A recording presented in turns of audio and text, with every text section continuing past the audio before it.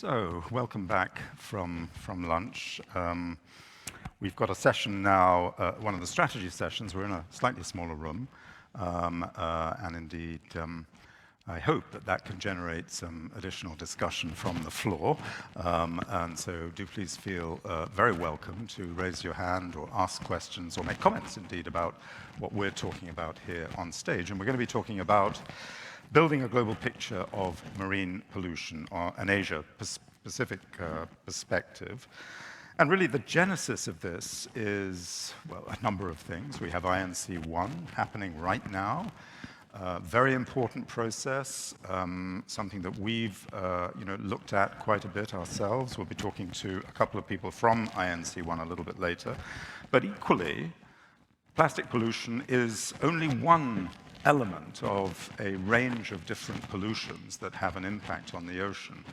And indeed, we have, in our own Invisible Wave report, which I mentioned in the plenary session, been looking at this question of chemical pollution in the ocean, and we've discovered that it's a very significant problem, and that at least it's as significant as plastics. And some scientists tell us that perhaps it's even more significant than plastics because, of course, the impacts on it, whilst not visible, easily visible, the impacts of it are quite substantial.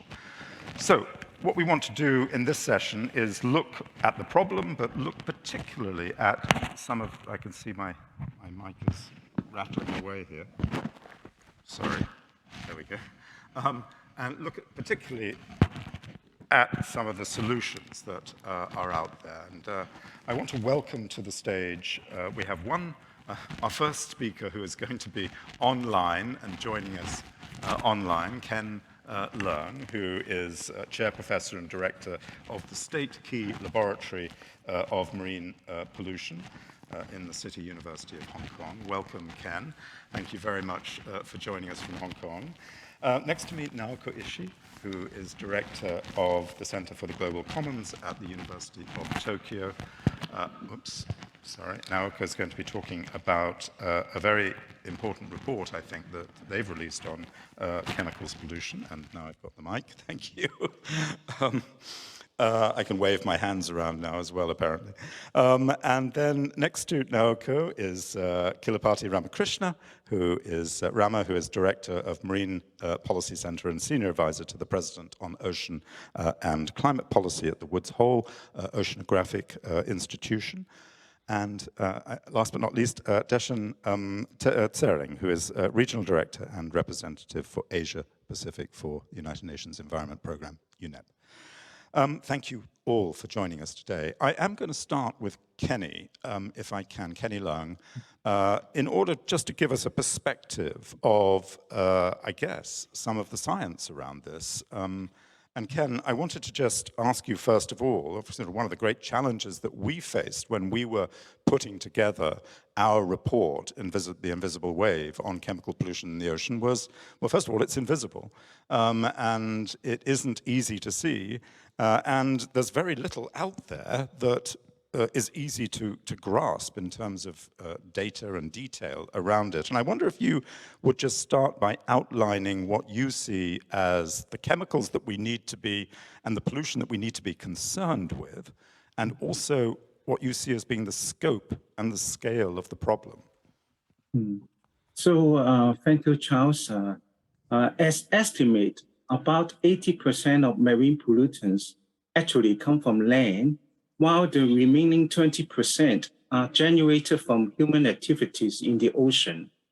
The latter include chemicals used as antifouling agents and oil pollution from oil drilling platforms and oil tankers.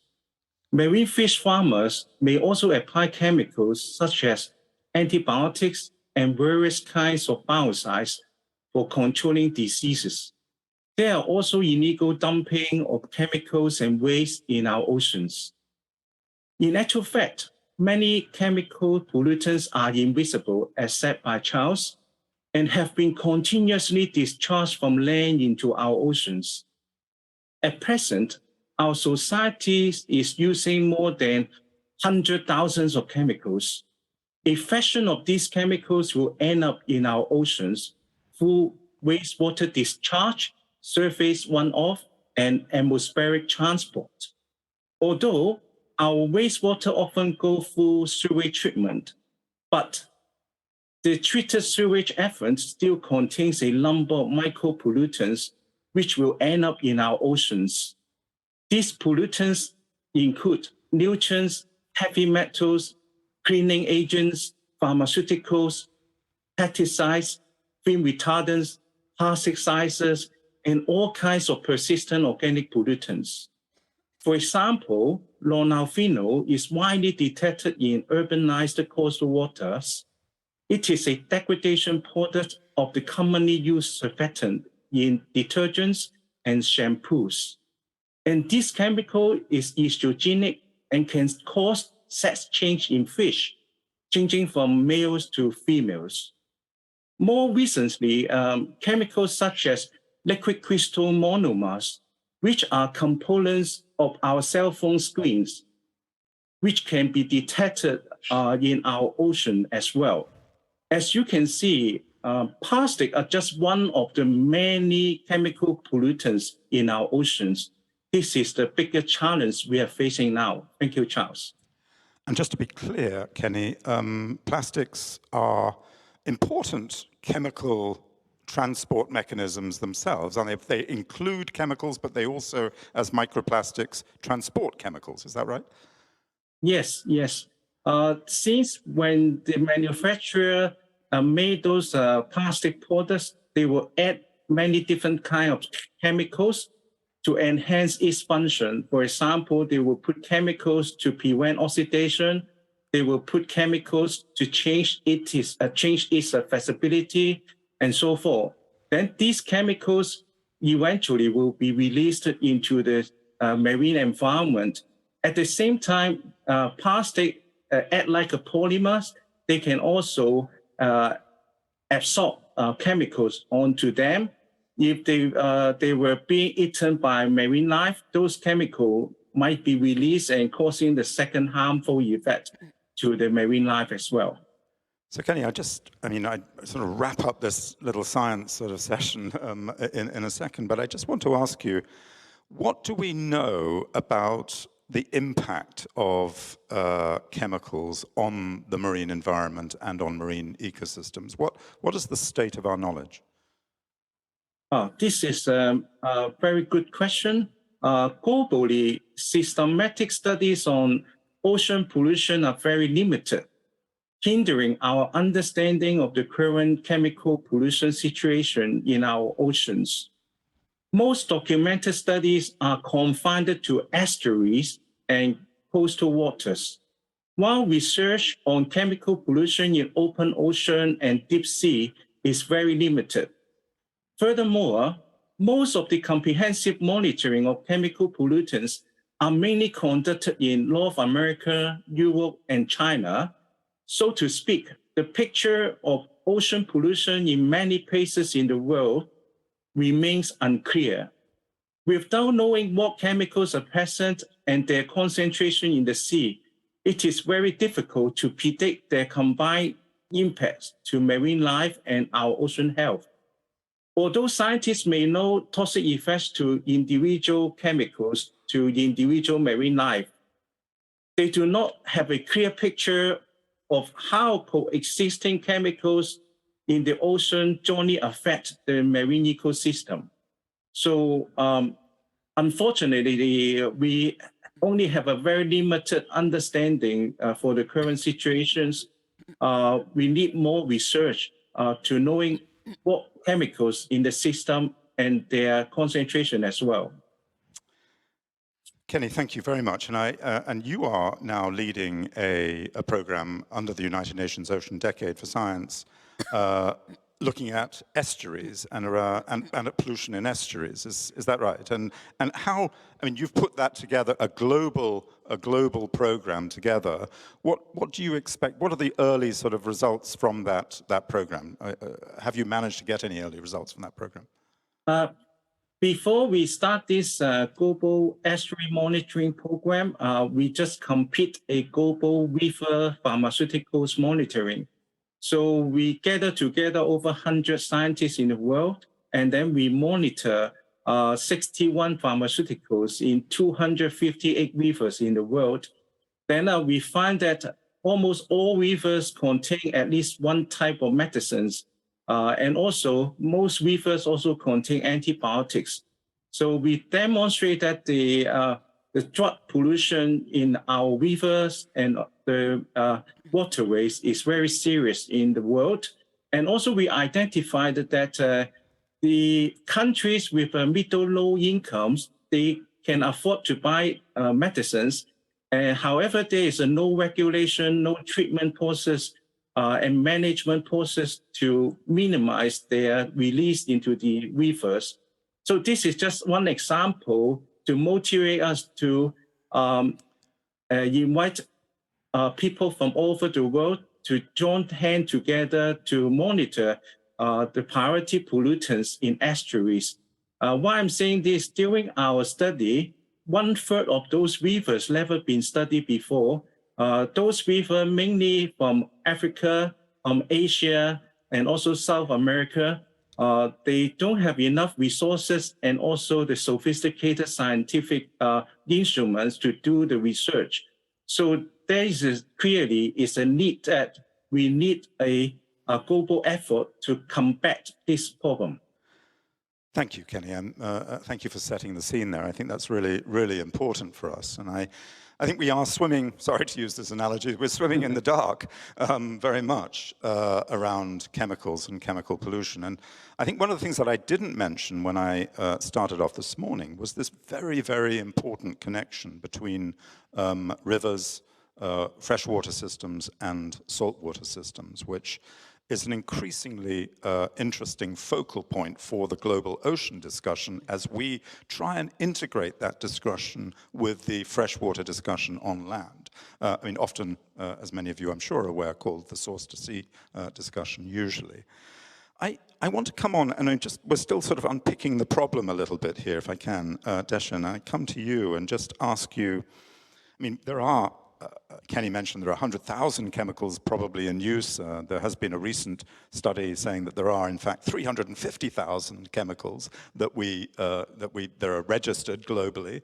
Not that we know very much about many of them, because quite a lot of them are off record in the sense of they don't have much information around them. There are a plethora of laws and treaties, both at the international level and at the regional level in the European Union and elsewhere. But why has it been, but there's a tremendous amount of fragmentation there. Why has it been so difficult, do you think, to put together a more coherent perspective around the policy and the regulation of chemicals globally? Thank you very much, Charles. We've started to look at this whole area of chemicals and pollution, and we've prioritized it. We're now talking about a triple planetary crisis. All of you are aware of climate change, but we're looking at loss of biodiversity and pollution. And I started to look at the chemical convention. There are at least 20 chemical conventions. Many that you're familiar with would be, the Montreal Protocol, ozone depleting substances, or the Basel, which is transboundary movement of waste. But there are conventions like the Rotterdam Convention on the prior informed consent procedure for certain hazardous chemicals and pesticides, the Minamata Convention on mercury, which was the latest multilateral environmental agreement. At the Fifth United Nations Environment Assembly, governments agreed that a science policy panel should be established. And really it was to look at sound management of chemicals and waste. This would be the equivalent of the IPCC for climate change and IPBES for biodiversity. And Charles, it really is at the heart of the fact that this issue is so fragmented. Some of it is industrial chemicals, some of it is agricultural, some of it is waste. So at least we have a scientific basis to bring this all together. And I was just, if I can look at marine pollution and I look at the ASEAN, and you look at the governance arrangements.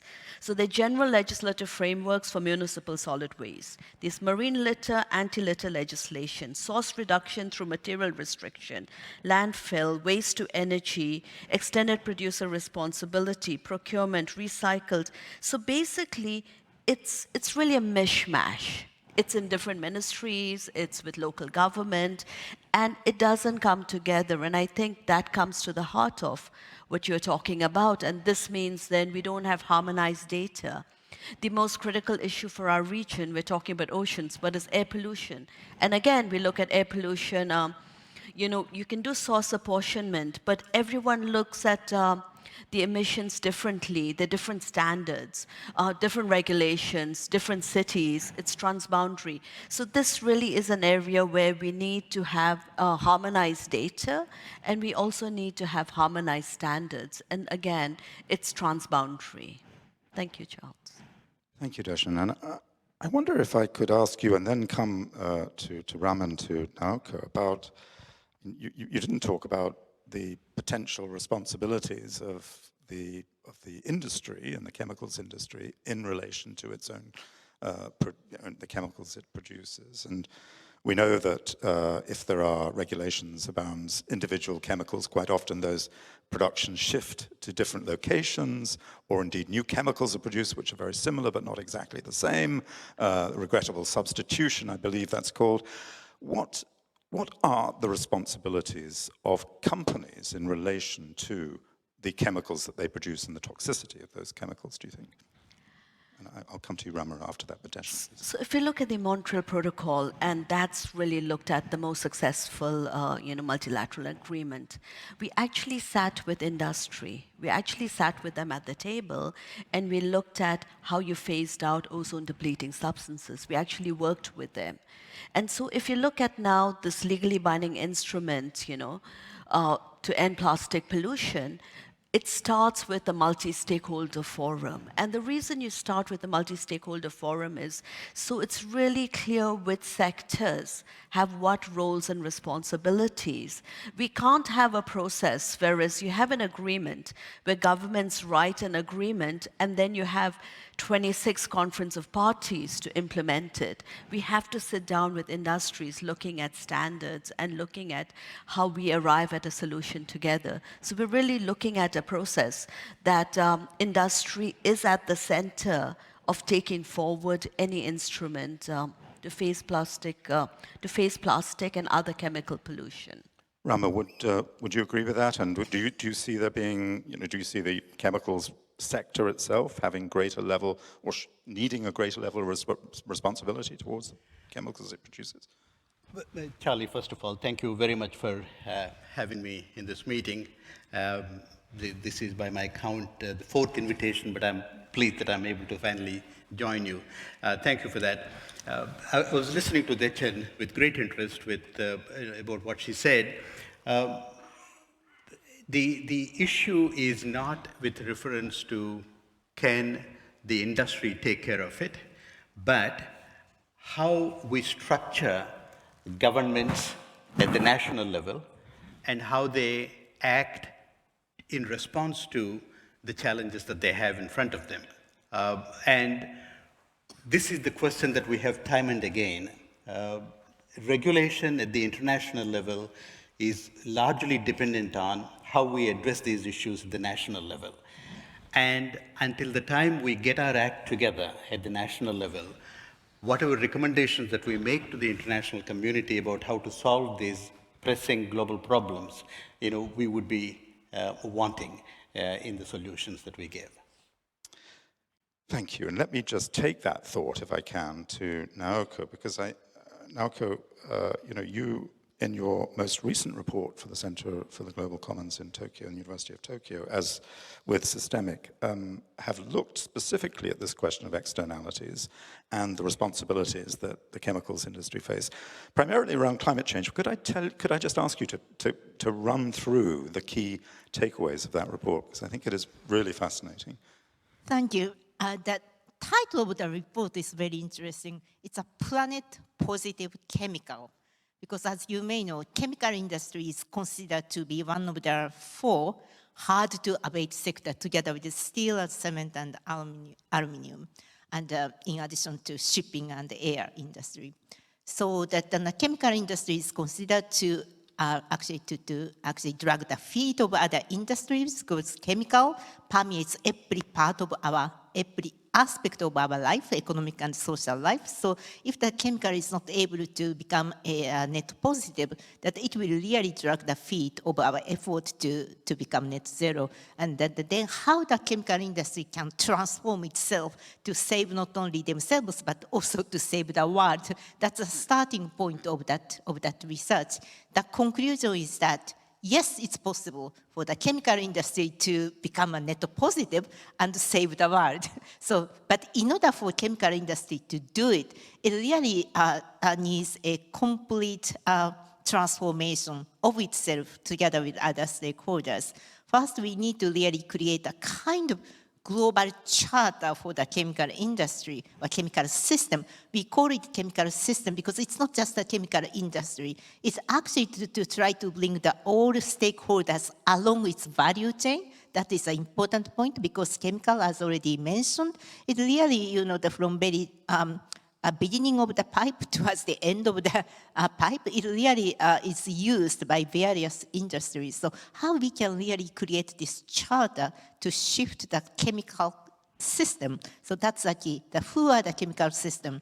It's not only chemical industry, but also that the entire user of the chemical product. So that then it's more like how to create this first movers coalition type of value chain alliance. So that even if that the first the industry companies to create, let's say, green plastic, even if they cost a little bit more, if they are sure that they are the purchasers of those slightly expensive green products, they may come up with a saying, okay, let's create a coalition. We become your off-taker. So if we are able to create that kind of value chain along the line, we may be able to shift the system. So that was the starting point of this global charter. Who else we need? We need a policymaker, because as very clear from this morning session, we need to find a way to, in a sense, to internalize the externalities, so that we need either taxation or regulation, its combination, so that we can also flip the system. So not only to penalize the bad guys, but also we need to reward the good guys. So how we can create that kind of policy environment. Then we need to navigate the finance towards that value chain, so that we need to have a kind of agreement, understanding with the finance sector, so that the technology will come, we hope, that as far as we clear the vision and the finance together, so that of course the technology should play a very important part, but we are actually we do think that technological progress will definitely come as far as our visions are very clear. So this is more like a vision statement, that but it's very, very clear. Not only just one single company can do it, or not only just one single country can do it. It's really a multi-stakeholder coalition, it's already mentioned, to come under that similar, actually that joint common vision. Then with that, we are able to create this kind of, to transform the chemical system, not just the chemical industry. That will actually provide a lot of good lessons too. Marine chemical pollution, because the challenge we are facing is exactly the same. It's similar, and it's diverse, and the industry is in it, that it involves the entire globe, because chemical travel along the world.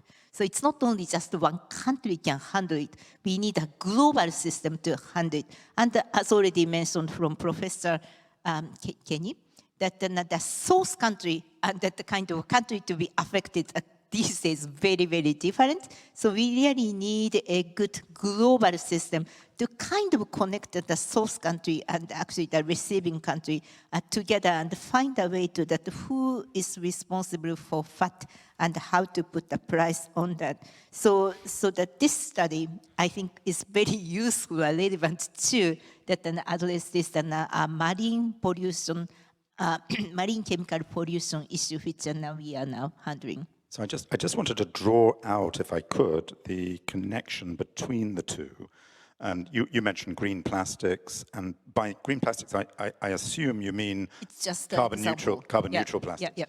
I wonder what the connection is between green plastics as being carbon neutral and green plastics as being toxic-free plastics, and whether there is a transformation that happens at the same time for the movement towards green or carbon neutral chemicals production and green non-toxic chemical productions. What is the connection between the No, two? actually, just let me be clear that I just used that an example of green plastic just to let the people, including myself, visualize what we were talking about. But chemical already mentioned the 350,000 chemical product. It's a green plastic. It's just the example that you can actually think of.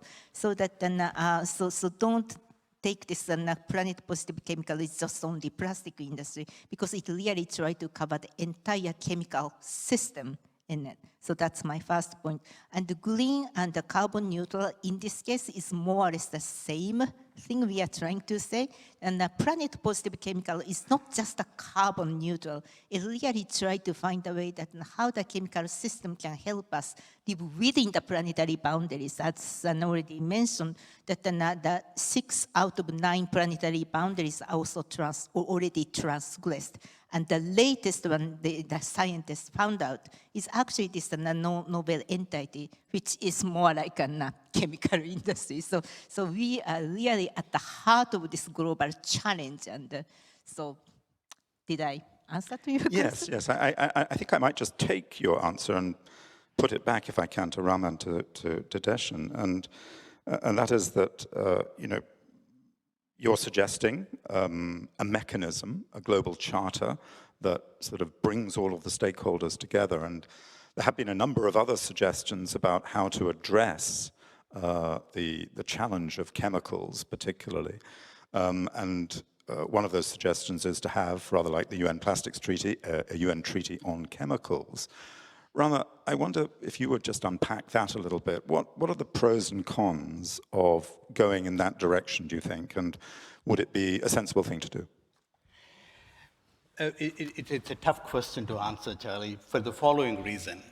We have a lot of experience with these global problems. In the morning discussion, for example, the question was, we keep talking about what we should be doing, but are we really doing it? And what does it take for us to do what is necessary? And I think that's a very important question. But the fact that we are not able to answer that categorically does not and should not mean we should also have a plan in terms of understanding what are the global problems and how do we solve them. And Naoko, for example, talked about a common vision. And I think it's very important in a gathering like this, we might have enough scientists who know what needs to be done. But that's not enough. That knowledge has to be a shared knowledge by the member countries. And the panels that we're talking about, whether it is IPCC or IPBES, and now what Deshan is talking about, the science panel in UNEP, these are entities that bring us closer together as a world community in terms of the scale of the problem and also potentially what the solutions are. You asked me about climate, and the reason we have the agreement going back to 1991 when the first negotiating session began was based on science. The IPCC was established before, and then they were able to say this. So what is unique about that was not that they had come up with anything brand new. The many elements that they advanced to the Intergovernmental Negotiating Committee were known to the scientific community before. In the Villac and Bellagio conferences, they had come to that. But what's different is this had engaged all the member countries, developing and developed countries. And the shared knowledge, the epistemic community of scholarship that is built around it is what helped us. So answer is yes, we do need a charter. We need a shared vision. We have to absolutely work towards that. But if we were to stop there, it's not going to do the job. And I go back to what I said earlier, which is the way the governments are structured at the national level is the main problem we have with the international community, and we need to fix both at the same time. So, Deshin, if you agree or disagree with Rama, but if the Global Charter is a good step forward, but it perhaps isn't enough, is there room for another treaty? Is that where we should be heading? I mean, I know certainly you've mentioned that pollution is now one of the 3 anthropogenic challenges we face. Is there room for a treaty? One of the most significant challenges of multilateral environmental agreements is enforcement. You know, I mean, next year, 2023, we're going to have a global stock take of nationally determined contributions. And so we know the emitters. What do we do about it? So I think what a multilateral environmental agreement does give you is it gives you a common vision. It gives you an understanding of the issue. It gives you the science. It gives you the policy legislative alternatives. But it also gives you an understanding of data, how you measure, how you report, and how you verify, and this is done independently. But at the end of the day, the implementation is with sovereign governments at the end of the day. And so what we need to rethink this, because we don't have the time really to have X numbers of conference of parties. We need to take action, and we need to engage all stakeholders. And I think the idea is that a multilateral environmental agreement, even with the plastic treaty, 2022 to 2024, it's really 5 conference of parties, and that's normally a multilateral environmental agreement takes between 5 to 10 years to negotiate. We don't have the time, so we have to start to think, how can we get countries to agree to measure, report, verify? And we have a lot of these transboundary, we have a lot of the sub-regional political agreements. We have forums like ASEAN, the Pacific Island Forum, so we have to start to look at agreements with standards, and a science policy panel is valuable because they will bring science and they'll bring knowledge, and this will be, you know, the definitions, the discussions, and we need to make sure that everybody has a seat at that table. Rama, can I come to you just in 1 second, because I just want us to hear what Naoko says about this question, because obviously the Global Charter is a really interesting, I think, an important idea. Is there room for a treaty? Because I think one of the questions that we all need to ask ourselves is, you know, what is the way forward for chemicals? Because at the moment, there doesn't seem to be a really clear way forward. Is there room for a treaty? Right. When our group, the CGCU Tokyo and the Systemic came up this idea of the Global Charter, maybe I disappoint you, Charlie, but we do not necessarily mean the legally founded treaty. It's more like a common vision, but it's a very clear kind of goal and also kind of metrics that who should do what. Before I joined the U Tokyo, I was the CEO of the GEF Global Environment Facility for 8 years, and then actually providing funds for 6 environmental treaties, and including PRS, and then the Minamata, the Montreal, and then the Rio treaties. And I witness with my own eyes how challenging it is to even to create a new treaty, and what they can do. Actually,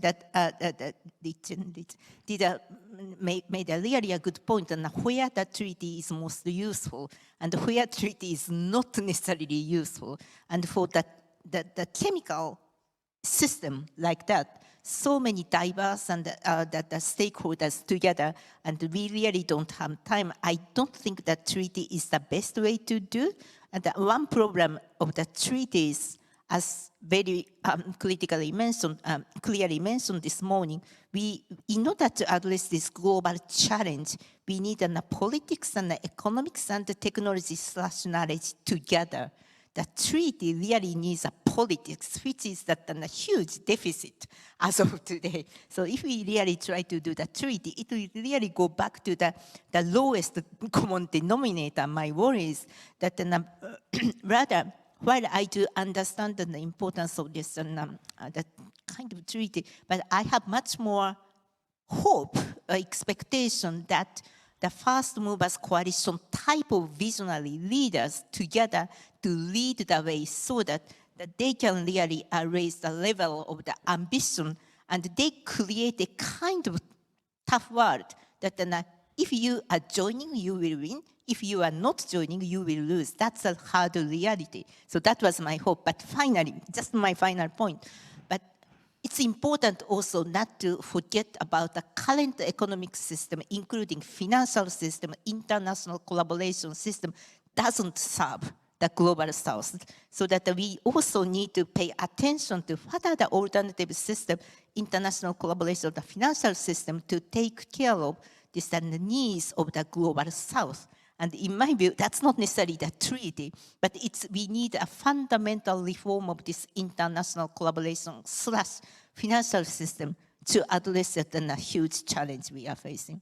Thank you. That's, I think, an enormously important point. And just for the record, I'm not necessarily for or against a treaty, but Rama, over to you. Well, I mean, I think there is clearly a kind of a consensus here that this is a global problem. We need to address it. Whether it is a common vision, a global charter, or a treaty, that depends on how much agreement there is amongst all the relevant countries, parties, etc. The way to move forward is really bringing together countries to begin with, but most importantly, the point that Dechen has made about the multi-stakeholder engagement. We cannot just say, well, this is how it is structured at the national level, this is how it is structured at the international level. Changes are going to take a long time, but if you do have multi-stakeholder engagement, we will be able to make progress. To go back in time just a little bit, Jean Ripert was the French diplomat, head of the negotiation committee for climate convention.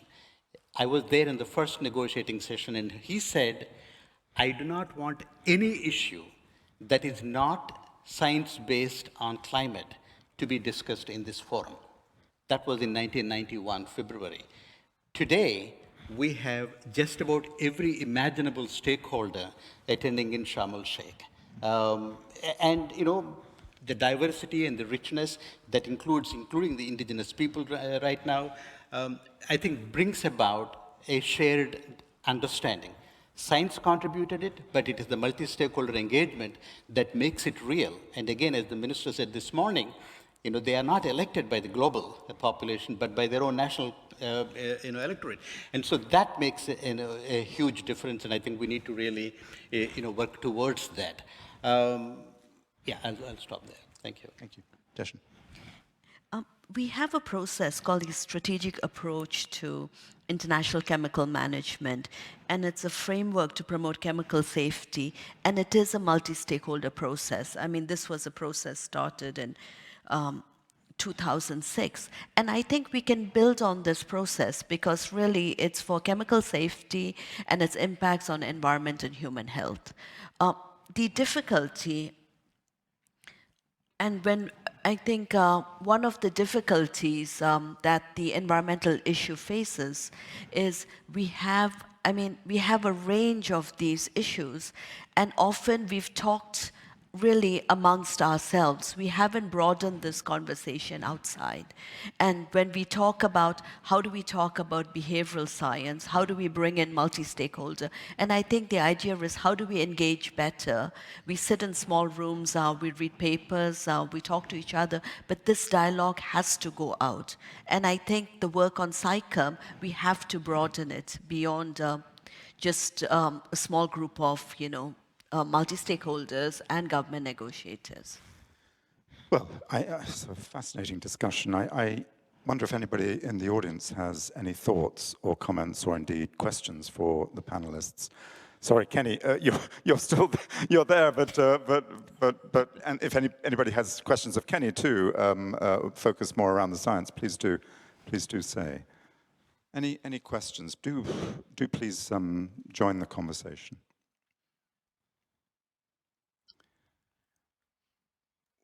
Well, if not, let me follow up with a question that and this sort of relates more to both the Asia-Pacific region as well as to work that we're doing, in fact, around data and collecting data and thinking about how to build the right kind of evidence base. This is work that we're doing with Back to Blue and the Nippon Foundation, that build the right kind of evidence base globally to help decision-making around chemicals particularly. And if I can come, Deshan, to you, and just sort of a couple of questions all wrapped up in one, really.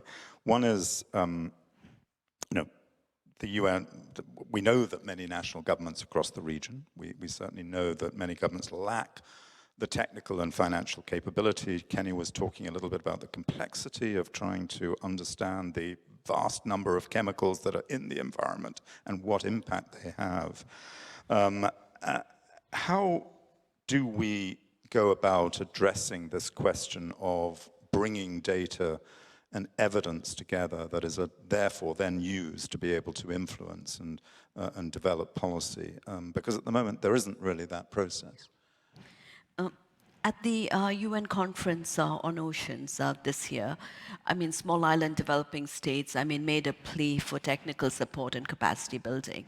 And I think there's been a lot of capacity building that's done over decades. But what we're finding is that there's some capacity that's built, civil servants change, there's some work that we start to do with technical universities, and that's good because you keep capacity in countries. But we've also found that if a government cuts a budget, that would be one of the first budgets to cut. So UNEP's been doing work. So if we take plastic pollution, we did, from pollution to solution, global assessment of marine litter and plastic pollution, and it's a really good report. But again, it's not downscale data that's relevant to a policymaker. And so we looked at sort of, okay, what are the different kinds of information and data related to plastic pollution. And we found that there was a lot of increase in citizen science, which is really positive. But we found there were 15 major operational monitoring programs, and everyone had different frameworks, different repositories. It couldn't talk to each other. So in the process towards a legally binding instrument for plastic, there is a background document on plastic science. So there is a place where all the information is there. And I think one of the reasons we gravitate to agreements, multilateral environmental agreements, is because we do then get, the science behind it. We get harmonized data, we get methodologies. But the regional Cs, and in Asia Pacific, there are 4 regional Cs. In South Asia, the Coordinating Body of Cs of East Asia for Southeast Asia, NOPAP, Northwest Pacific Action Plan. In the Pacific, and the regional Cs actually have, agreements on data, agreements with, marine litter working groups. So they actually are processes. Many of them are underfunded. And I think instead of building new sort of institutions, I think we should go back and strengthen some of the existing institutions and work with local universities. Thank you. Thank you. If I could follow up on that, Charlie, I'm glad that you have the regional meeting. You've chosen this place, Asia Pacific. And I think that's really quite appropriate because of the largeness of the region and the particularly focus being ocean. You have, I think there are many points that Deshan has raised. The data is available in various different places, but we don't have a shared understanding. Again, going back to the theme, but we have here, Kenny Long and, Nauk and, from distinguished academic institutions, and the regional program of UNEP and the UNESCAP, which is right here, they can be tasked.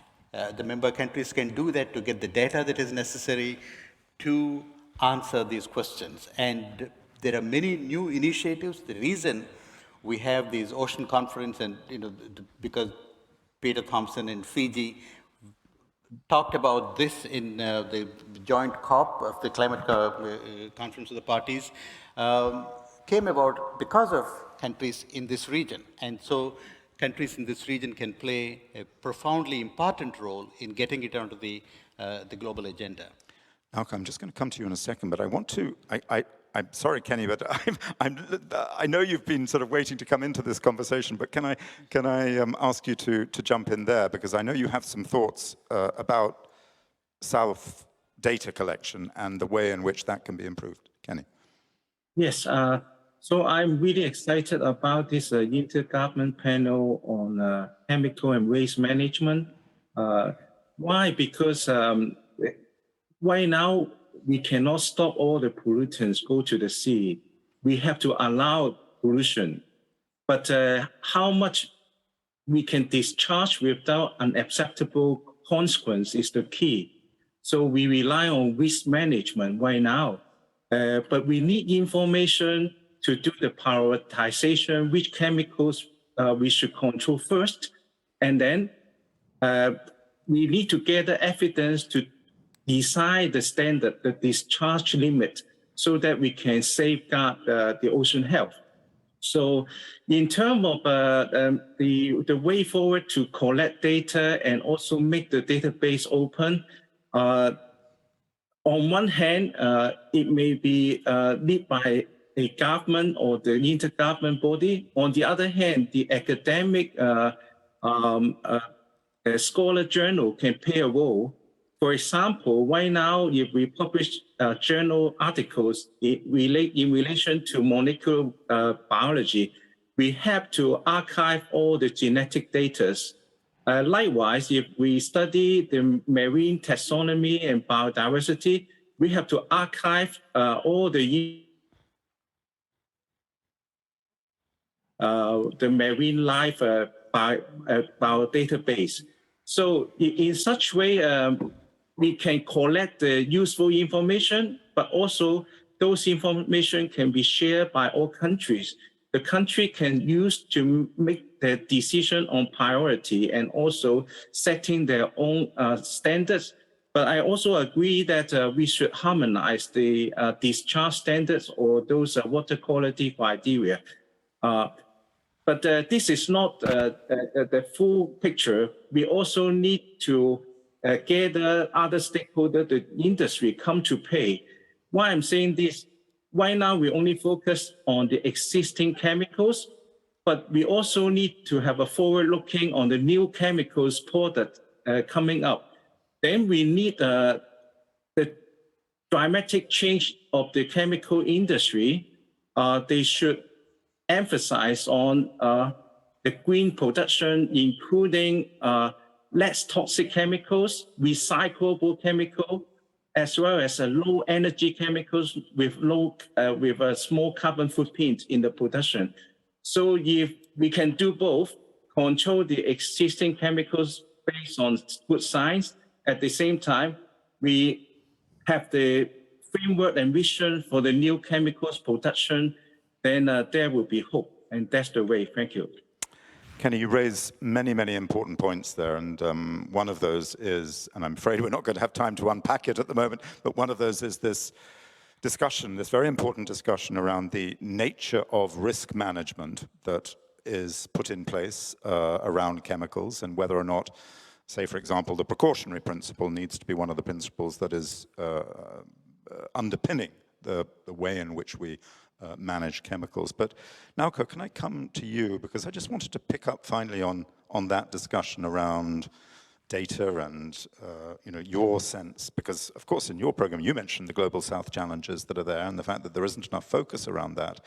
But for the production of chemicals and for all of the issues that you're dealing with your carbon focus around chemicals, that is a big problem in the Global South too, isn't it?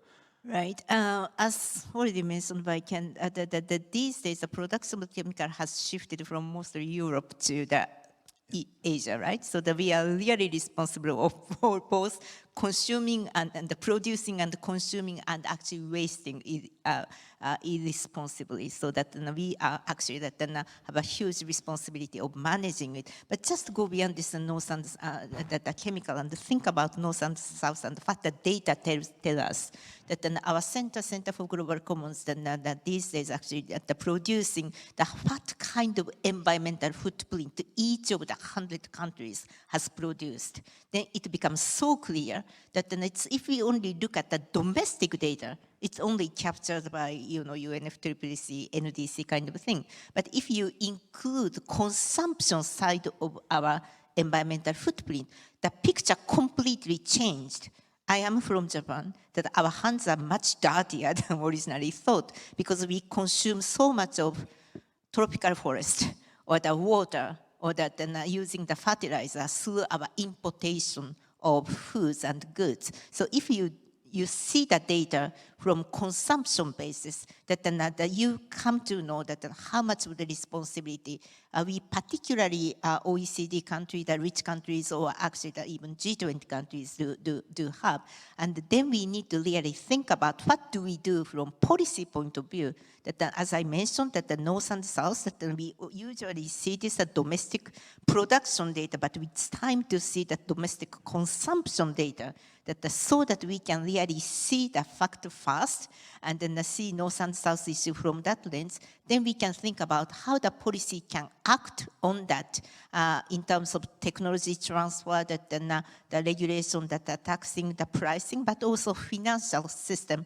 The current international financial system doesn't really do serve for these huge needs, and the chemical and all others really travel around the world. It doesn't just stop in the border.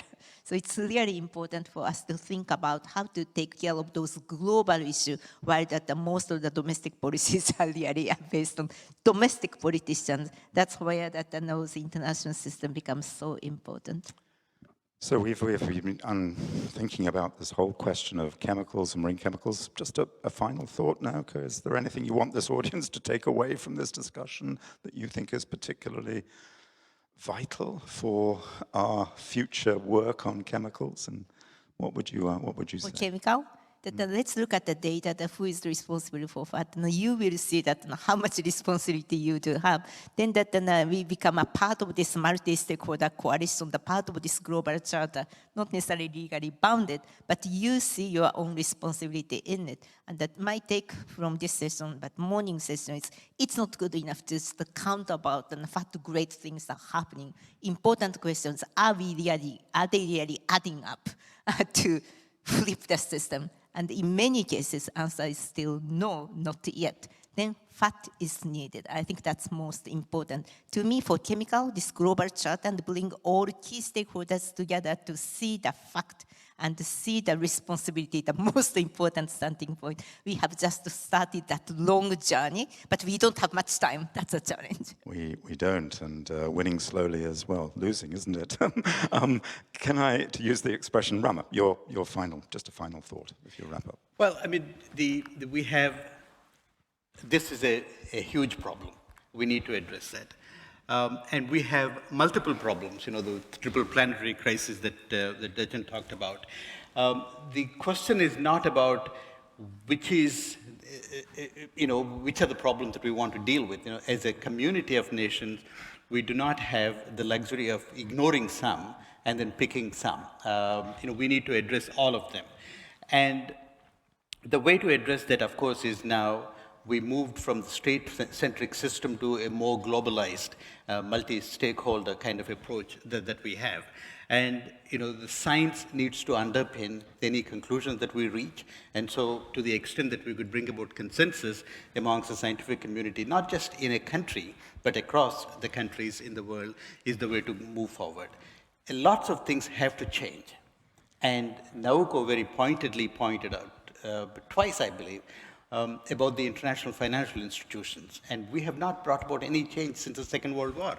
And we have now, the world, what we have today is vastly, vastly different from what we had at the end of the Second World War. So we need to change that. And that needs to reflect in the UN system as well as in the national government.